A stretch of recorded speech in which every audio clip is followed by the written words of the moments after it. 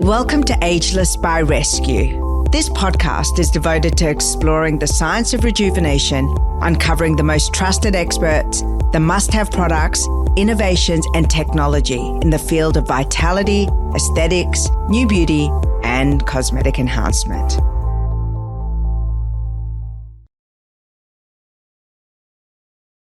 Well, I am so thrilled to introduce an old friend, Suzie Hoitink, who, when I say old friend, she is ageless. She is an ageless muse to me, but we are both Canberra girls. Yeah. How lovely is that? It is lovely. And I'm just so excited to see the evolution of your career.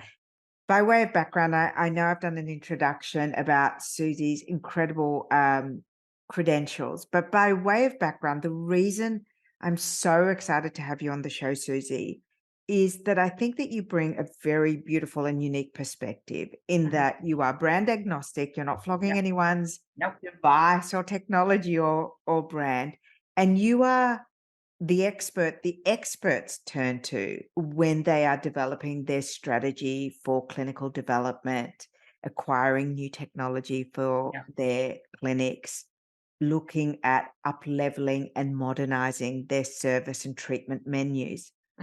And for me, you've always been a touchstone of, what's going to be next in the industry.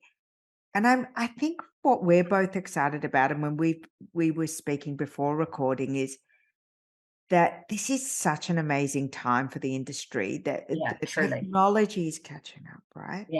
Yeah, truly. Yes, absolutely. Very, very exciting time to be in the industry, and very exciting to be a provider. So, yes, the landscape is changing rapidly.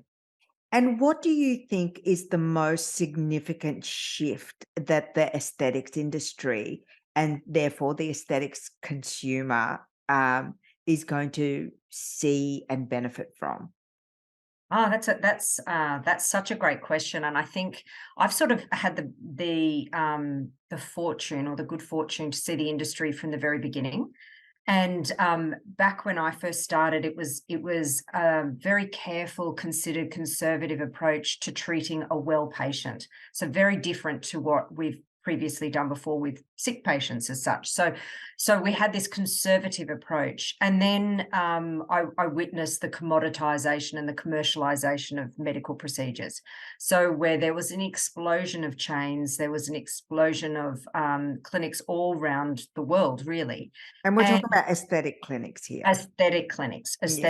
And this was driven very much by consumer demand to have access to treatments that were previously, done in a plastic surgery clinic. And so it became very accessible. And then I've seen it sort of come full circle where the consumer's gone, no, I want a bespoke premium experience. So not only do I want to have access to the latest technology delivered to me by a professional of very high standards, but I would actually really like to have a premium bespoke experience with it as well. So we're sort of seeing this full circle come round now to where we've become very patient focused again, but also with premium service. So it's a very exciting time to be involved in the industry. I think in terms of trends that we're seeing in the industry, during that period where we had that real commoditization of your anti-wrinkle treatments and your dermal fillers, and it just seemed to be on every corner in every We shopping wouldn't centre. even talk about it before. No. 5 years ago, it was kind of considered a bit, "Ooh, I'll just mention it to my girlfriend that I'm gonna have, half a mil of filler," or, "I'm having tox," and now it's like, that's nothing. Yeah. But I think you're right. At the same time, there was an explosion because everyone was doing it. Yeah, and I think the casualty of this was clinical care. And I think that's probably the most important trend, if we can call it that we're seeing now, is regulation has caught up, definitely, with the industry. In July 1, AHPRA and the Medical Board have delivered some very stringent guidelines for our industry. I'd love you to take us through that as well after we talk about some of this trend forecasting. Sure. And I think that is just so important now because it's starting to put everyone on a level playing field. And the ultimate goal, of course, is to provide safe patient care. So that the consumer can interact, can enjoy these services, the advancements in technology without actually having to worry about, whether the clinician is qualified and whether there's going to be appropriate post-treatment care, and in the worst case scenario of an adverse event, will I be cared for? So I think that there is a real trend to lifting our game, collectively lifting our game.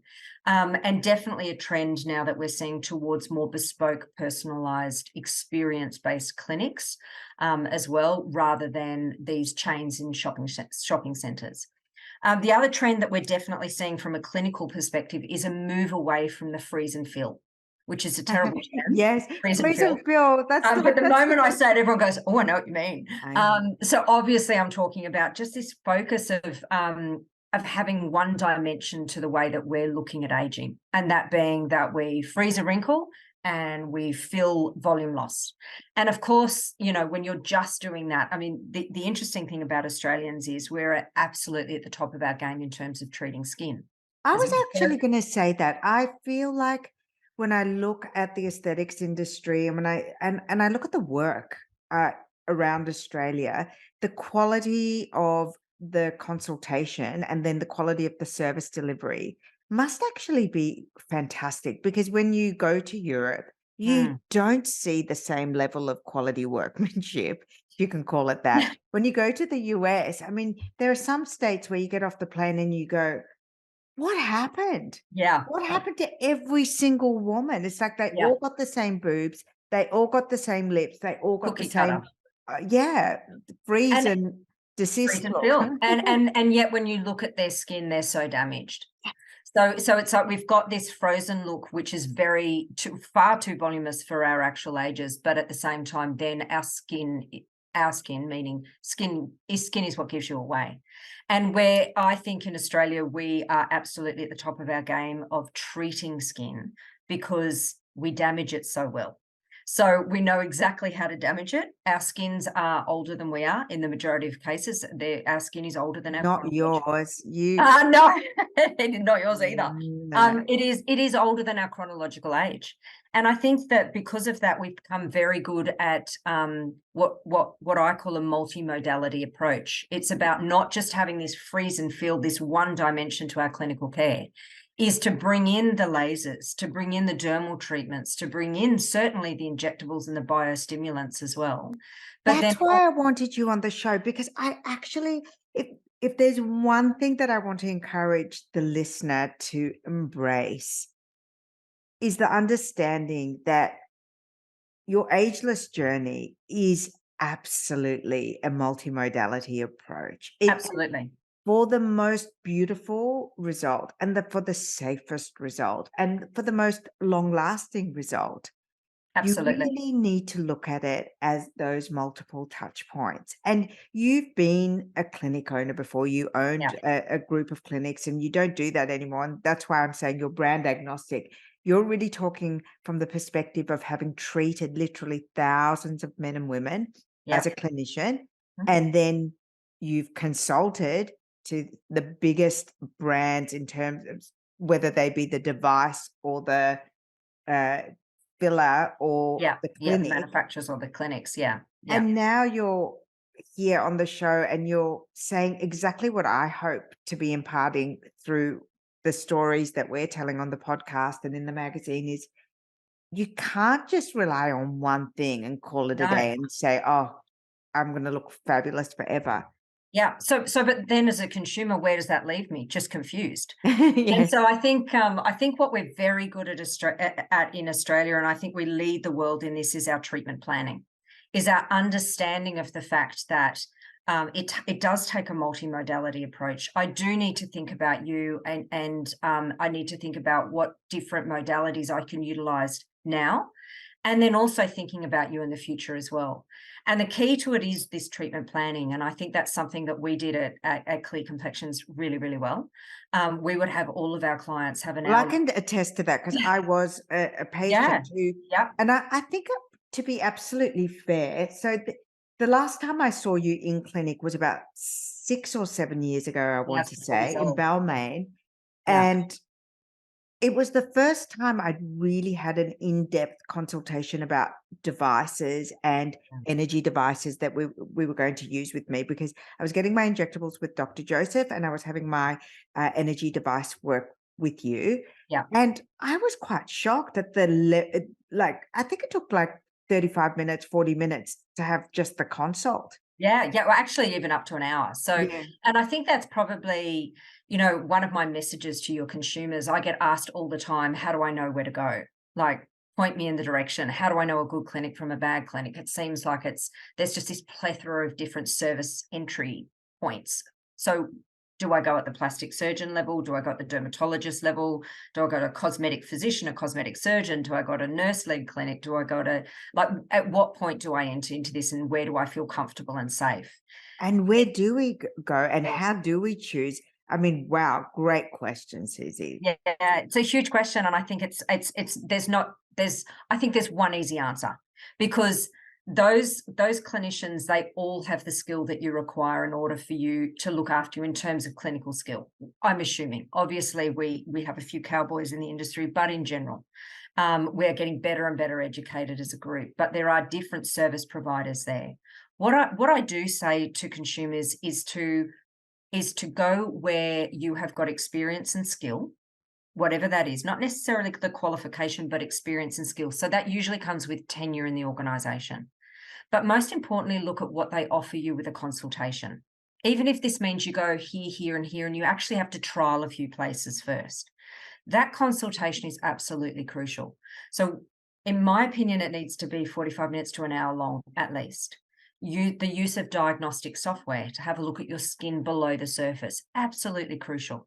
I And know. I mean, when you have that Vizia, it does not lie. no, It really it's not a doesn't. good experience for anyone, but it's a necessary one. It's a bit soul destroying, isn't it? And now I'm kind of shocked if I step into something, or if a brand invites me to have something and they don't do that. Now Mm, I'm like you, I'm shocked. It's like, well, that consult was really surface level. You haven't yeah. told me what my skin needs, or how you're going to tailor this treatment to my concerns, and also you're not measuring it. Why No. haven't you measured the result, the end result of the treatment I've had? Yeah, what you make such a great point. There's the lack of accountability. Yeah, And I think it's so the consultation with this commoditization and this explosion in our industry, the casualty has been definitely, as I said, clinical care. But I think it's also been the consultation, our consultative skill. And this consult now has just been shrunk down to being a transactional thing. It's what I need to do to get you over the line. I just need to get you to the point where you have a treatment and pay me for something. And I would absolutely urge your listeners to go somewhere where they feel like, on the website or who they speak to on the phone can give them a really good idea of what's involved in the consultation, and then have the consultation, and then not to commit to anything until they feel completely comfortable. And so I guess the question is, what does completely comfortable feel like? I was going And to ask you how do that. I Yeah. how do I know I'm kind of in the right place? So I think the consultations need to be, as I said, at least in 45 minutes to an hour, using diagnostic software. But here's the ticket. Here's the way of telling whether I'm in the right place or I'm in the wrong place. And that is the treatment and skincare plan that you get delivered. So a consultation should be about a plan that's devised for you, a real plan, not just, everywhere will say they do bespoke, individualized treatment plans. What that needs to encompass is, what am I doing this month? What am I doing next month? What am I doing the month after that? And what am I doing at home? Yes, 3 months worth of treatment max. Anything longer than that, then you are in danger of having treatments that your skin doesn't even really need, because the skin will change so quickly, as you know. When you use these energy based devices, and you use injectables, and we use skincare, change happens quite quickly in your skin. And I used to say to my clients, I need you to come when I tell you to come, and use what I tell you to use at home, but I am responsible for your aging now. I And remember when you put me on Rationale skincare, and I'd never that's right. used it before. And I've had Richard on the show before. Yeah. I mean, he's such a, magician in that cosmeceutical world. But I do remember, as part of my consultation, and I remember you saying to me, "I will know if you've used this correctly and consistently. I will Yeah, know. I will know. I thought, Yeah. oh my God, like it was Yeah. the first time I felt accountable to my at-home care. Absolutely, and because I'm accountable to you as a clinician, and I think that without treatment planning, there's no gate for that accountability. Mm. There's no point in time where we come back together and I look back on what I have delivered for you for the treatments, and is that targeted? Did I get a result, and where to next? And so we would devise treatment plans for our clients that were 3 months long. In that treatment plan, it would have obviously 3 months of treatment, but it would also have 3 months of skincare. So we would literally control the situation and take full accountability of that. Now, obviously, this plan is bespoke to what you can afford and what you can do with time as well. That's So what I was going to ask it's you. about A making lot it of people accessible. feel bamboozled by the cost of Yeah, things. And, they go and see a clinician, they're vulnerable. yeah, They're often very vulnerable. And they lay it on the line and they go, I feel old, I've lost my yeah, confidence, I've just gone through this experience and I just want to get so it's very different to having a haircut and color. Like totally. Yeah, we're talking thousands of dollars as a minimum, yeah, unless you're getting a little shot of tox and rolling out the door with the new sunscreen, and a proper aesthetic plan to yeah, get you to a transformative state that doesn't require surgical intervention is a financial commitment. yeah. And I guess what I'd love to ask from you is how do we manage this conversation so that we're not shocked into accepting something we can't afford, and secondly, not shamed into agreeing Not to shamed into something. it. Yeah. So again, it comes down to your selection of clinic and who you have there, because whoever looks after you at that point then needs to work with your time frame and your budget. And so it just takes longer. So we used to get clients who would come in and they're just like at a snap point, and I've put aside the money and I'm just ready to go. What do you want me to do? But that was the minority, not the majority. The majority of people that I looked after, of course, had a budget, and of course had time restraints, and of course had a comfort level that they were prepared to go to, but not go over, in terms of, like whether that be pain or just, I don't really want injectables, but I'm interested in skin treatments. So it's all about designing a plan that works for you. What I wanted every single client to leave our clinics with the confidence of having a go forward point that works for them, and that they feel better, more empowered in themselves, because they've made the decision that is not just empowering them, but it sits really comfortably with me. It's not out of my comfort zone financially or in terms of what I'm prepared to do and what I'm not. So if you don't leave a clinic feeling that, you're in the wrong place. If you should leave with a plan, so you've had your consultation, you leave with a plan, but unless you feel comfortable that you have made a good financial decision, as well as a good decision for you emotionally in terms of where you're at the moment, then you're probably in the wrong place. That's such good advice. The other thing I want to explore here, and this is more, I guess, on the psychological side of things, which again you would have experienced as a clinician, and I'm sure in your consulting work you Mm, do advise your clients, your clinic mm, clients about this. Is there seems to be a bit of a divide, certainly in the conversations that I have with readers and viewers and listeners, of how much can be done and what's a yeah, reasonable time frame yeah. to achieve this transformation, and understanding, I guess, how far you can go in the non-surgical realms. And I'd be really interested to hear your perspective of, you know, how quickly is it like weight loss? Is it something that we should adjust our thinking to, from being instantaneous to being a commitment to a longer term goal? And what is possible without surgical intervention and what isn't? Such a great question, and interesting. You said a few times then the word transformational, and that actual word itself now, with the new regulations that are coming in July 1, that's one of the words that we can't use in our advertising, Ah, because really? in of itself it's misleading. Are we selling, are we providing a transformation? So I personally was not surprised by that, but actually it's a word that I've actually personally never used in all the years that I have been treating clients, and in all the years that I've been working with doctors and nurses in their own practices now. I've never once used, and I educate their teams on the consultative process and how to consult to patients. I've never actually used the word transformational. And the reason is that I don't think you do. I think what we are about here is about recognizing that we live in a country where we age our skin faster than our actual age. So what we're doing here is it's actually more of an approach to health and wellness.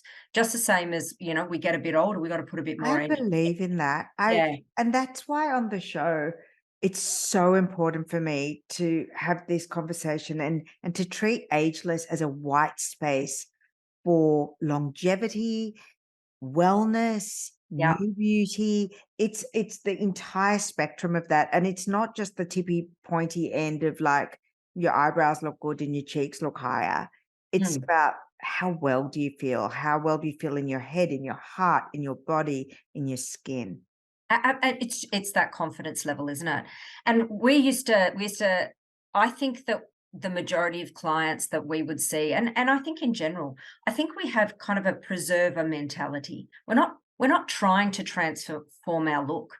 We're not trying to reverse. I know I don't even want you to give me 10 years back, because then I'll look ridiculous. You I'm a never look 50-year-old woman. ridiculous. I've known you for over 10 years and you are Bless you. ageless. I'm a 50-year-old woman. I don't want to look like a 40-year-old, because I'm not. I want to feel good at 50. And I think that's probably what I would say to your consumers, but I certainly say to clinics. I think that's what we're offering. That's what's realistic, is that we can improve the health of your skin so you look good at every age. And good for you at every age. That's what we can offer. But in terms of timeframes here, obviously, how long's a piece of string? And it totally depends on the condition of your skin and what you've done previously. We would often get people at Clear Complexions who had never done anything for their skin all their lives and had hit 55. Time is right for them now, reinvest in themselves. We used to hear that a lot. The kids are out of home and it's time for me. But they had done very little to their skin, and in fact it had exposed their skin to a lot of environmental damage. So for us to get their skin back to a state where we would say, I feel like your skin is really healthy, would probably take about 6 to 12 months. Am But I correct in hearing you say this? And you keep going back to this. I'm just going to see if what I'm understanding it correctly. yeah, The skin piece is more important than the any other piece. That's going to give us the best bang for our buck. And if we were in a position where we had very limited funds and yeah. wanted to do the one thing that will make a difference, you're saying take care of your skin before any other thing. Just go back to basics and start caring for the health of your skin. Is that what you're saying? I guess that it depends on what you're after, isn't it? Okay. That's such a All right. great point, because and this is where this whole treatment plan comes in, and taking the time to get your note I'm to just being the consumer advocate. It's like, yeah, yeah. what's going to be the best Give value? me one thing. And that is absolutely, and I'm not trying to evade the question, but every time I would see a patient, I would take time to get to know them. So I understood exactly everybody wants a quick fix. And so a treatment plan absolutely can have the quick fix in it. You let me have a needle with you. I could give you a quick fix, no problem. Some well-placed filler, some well-placed anti-wrinkle, no problem at all. That is your quick fix. But I would say I could probably count on one hand the number of clients I had who only did that. We would do that. We would do the quick fix, but in addition to that would be the conversation about collagen synthesis, about clearing the skin of pigmentation, of removing the vessels on your skin. I have to Red say, in my vessels. own journey, the thing that transformed everything for me was treating pigment. I used to have Yeah, really, really terrible melasma, and touch wood, there is just none of it left on my skin because I am so meticulous about my skincare and the types of devices that I will use and the things I will and won't have.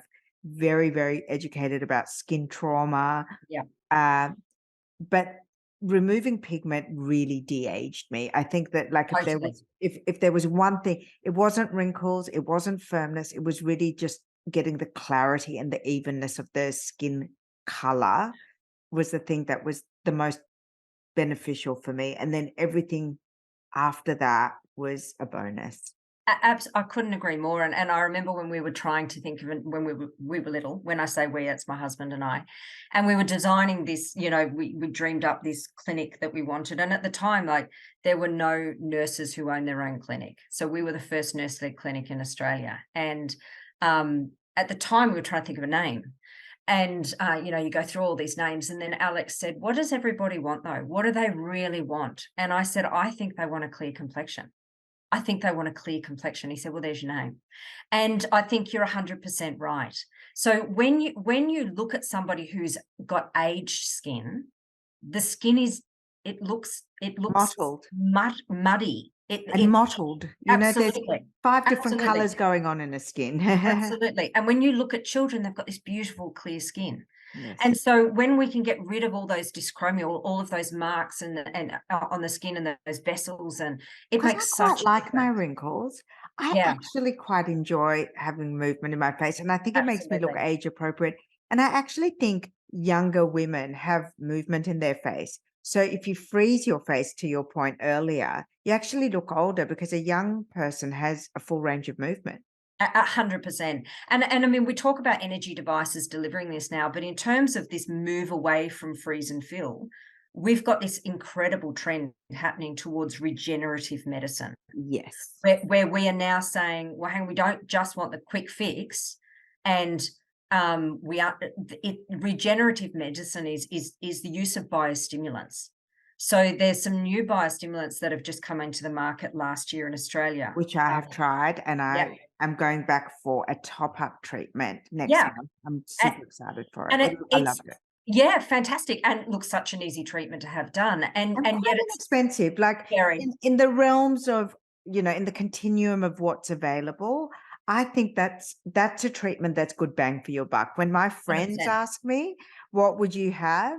If we're sitting around and, they go, "Okay, Rahad, just tell me what's the one thing you would do?" I always say biostimulating, injections are Absolutely. actually great. Great bang for your buck, but you gotta wait for it. Like, it isn't Correct. the I don't walk out of there and I look different. But if you want to invest in the health of your skin, all you're doing with that is you're stimulating your own natural collagen. So we can't overstimulate it, we can't overfill you with it. Where it's the same as PRP, we're stimulating your natural collagen. And so we're moving away from making you look transformed or different to making you look the best you can for your age, also and also repairing the damage that's previously been done. And I feel that's such an interesting trend. It's such an interesting area to work in. And again, not being a one-trick pony and only having just that particular biostimulating injection, but putting it with your PRP, putting it with your Sculptra, putting it with your energy-based devices, and then perhaps your dermal fillers should you need them for that increased volume. I think it's that the message is absolutely that the conversation about that multimodality approach, but we have been a one-trick pony with our injectables in terms of our freeze, our anti-wrinkle and our dermal fillers for quite some time now, and it's very gratifying to be able to see us move away from that. One of the things that I was really interested in, and again, it's one of the reasons I wanted you on the show because I felt you were very much a pioneer in this space, is the energy devices that are for lifting and firming. And Yeah, there are now a number of options. yeah, And there's also some hybrid energy treatment, which also borrows from needling yeah, and then combines that with energy, yeah. which is really, really, I guess, the most exciting end of energy device work. I'm curious as to where you think this technology has come, Mm. how it's advanced or changed over the past 10 years.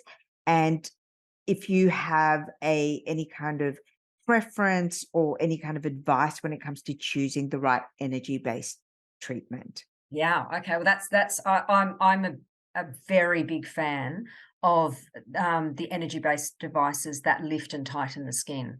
Because again, not wanting to just rely on the needle, when you put the combination, I don't know a single woman who doesn't get to about 50 or 55 and go, what's happening here? Like, where's my Well, jawline it going? happened for me at 45, Yeah, 46. Yeah. same. What's happening here? What's happening here? I just feel like Well, clients. once you hit perimenopause and you start losing estrogen, the first That's right. place you see it is here. Is around the bottom of your face, isn't it? 100%. And so these energy-based devices are brilliant for that firming of that tissue. So Without looking like a weirdo.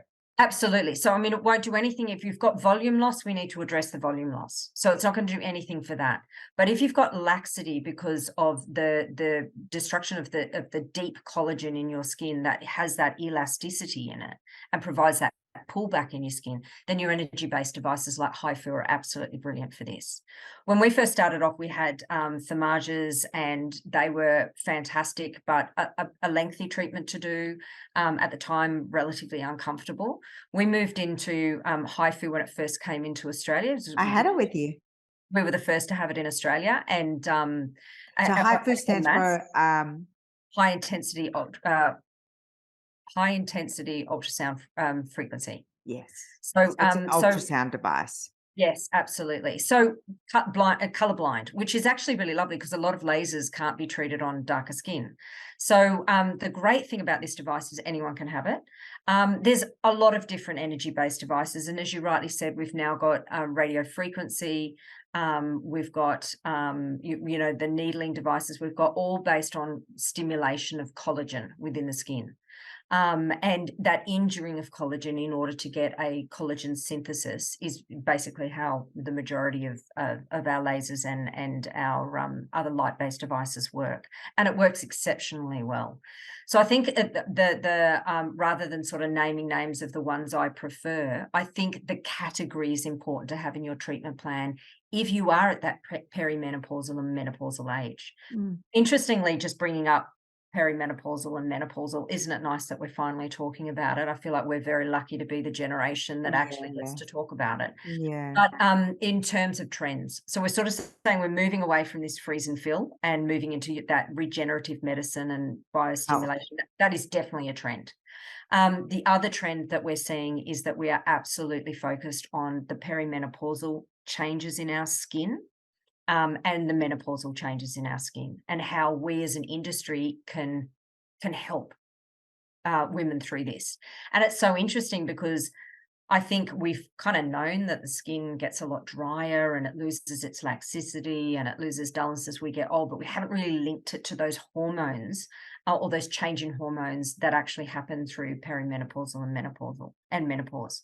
So there is definitely now, and you'll see this a lot more, clinics are focusing on what do we need to help? How do we need to help this particular group of women who are experiencing these symptoms? And also bringing in allied health professionals as well. So your dietitians and bringing in psychologists as well into clinics to be able to really service women in this group. One of the other things that I think is super interesting, and I'm delighted that we're able to have the conversations about it, and certainly it's something I always try to include in Ageless because I don't want it to be a topic that's taboo and discussed behind closed doors, is sexual wellness. Mhm. And I think that the aesthetic clinicians that we are having a deep relationship with are the perfect port of call to have that conversation about pleasure, sexual wellness, and Yeah. any kind of changes that we're experiencing as we're getting older, because it's still part of the body, Mm. it's skin, it's organs, it changes with age, with time, with hormonal fluctuations. And I know that a lot of the very good clinics Yeah. are addressing uh, lasers that will help, Yeah. intimate lasers for men and women. Mm. Um, Radio frequency devices, electro stimulation devices, um, uh, products and services and devices to help with incontinence, to help Yes. with tightening, lifting. Do you think that this is an area that's exciting as part of the aesthetics industry? Is this when you talk about the trend towards treatment of menopause and perimenopause, do you see sexual wellness and health as part of that conversation? It's such a great question because, again, the benefit of being as old as I am and having been in the industry for as long as I am is when there were some premium high-end clinics that introduced some of these devices into their practice. And at the time, years and years and years ago, and at the time when they introduced it, the rest of the industry went, "Sorry, what? That's not what we do." And oh, that'll never work. And actually, consumers did not engage. Women did not feel comfortable in that environment to be accessing those kinds of services there. I still need to go to my gynecologist, and that's where I go for that kind of information and that help, or I go to my GP for that kind of thing. I'm not really going to access it where I buy my skincare and where I have my Botox treatment. So it was like they were ahead of the game though. And I think what they realized was the majority of their clients are perimenopausal and menopausal women. That's the majority of the clientele, and this was a service that Or absolutely. you've just had a baby. Maybe Or you're you've in your just had a 30s baby, or 20s, absolutely. Yeah, and you want everything to look and feel like it did before. go back to And normal. and I think that those conversations, I'm just going to speak from personal experience. I loved my obstetrician and Yeah, gynecologist. What a wonderful man.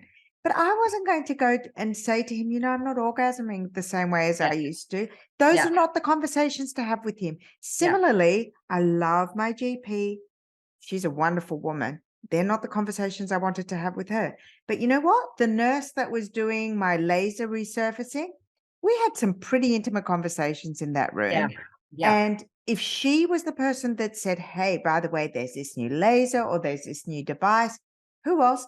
Who better to have it with? Who better to have the conversation with? And who better to have the treatment with? And that's exactly what we're seeing now. So we're seeing all of these clinics now sort of embrace the technology that's available in the area of sexual wellness and sexual health, which is just super exciting now because of again, it's like when Botox became accessible and when dermal fillers became accessible, this is exactly the same thing. We're just actually now talking about it, but not only are we talking about it, we're making it accessible in an appropriate environment where we're looking at you as a person. We're not just looking down and going, right, you've got some sexual health issues. We're actually looking up and going, you're an entire person. And here at this particular clinic, we can look after you, your Top to hearts and toe. minds, as well as your skin, as well as everything, and build a really beautiful relationship with you. And it's a safe space. And I think that is absolutely what we're seeing in the industry. And that's probably the most exciting trend is that we're embracing this group of women The who whole you. absolutely. I mean, there's no way my mum would have ever spoken about it, let alone accessed any sort of care for it outside of perhaps seeing her gynecologist for it. So I think that now it's a good time to be a 50 plus woman. Absolutely. Susie, I'm so looking forward to hearing you speak at the Non Surgical Thank Symposium you. that's It'll be being fun. hosted by the Australian Society of Plastic Surgeons. I'm delighted to be an editor that's been invited. I believe I'm the only consumer magazine that's been invited You to are. the Yes. symposium. And Yes. I just wanted to get in early with you because I know you're going to be mobbed. I want to thank you so much for sharing your insights Pleasure. today. And I will be reporting back from your speech as well. I'm sure there'll be some nuggets that you've held back, but I'll be there. So I'll be reporting from the Non Surgical Thank you. Symposium. Oh, so excited. So excited to be a part of it again. I just absolutely love it. This year is going to be bigger than ever. And I look forward to seeing you there. And it's just so nice to talk to you again. I've missed our chats.